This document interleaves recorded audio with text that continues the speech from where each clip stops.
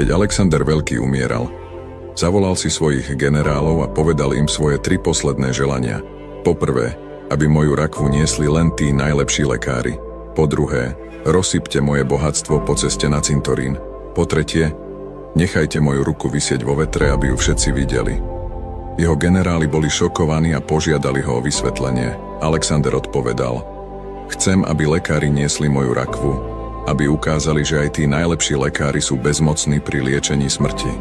Chcem, aby cesty boli posiaté mojím bohatstvom, aby každý videl, že bohatstvo získané na zemi zostane na zemi. Chcem, aby sa moje ruky voľne hojdali vo vetre, aby ľudia pochopili, že sa rodíme s prázdnymi rukami a s prázdnymi rukami aj odchádzame.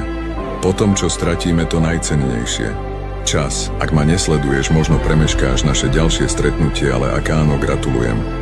Si na ceste neustáleho rastu.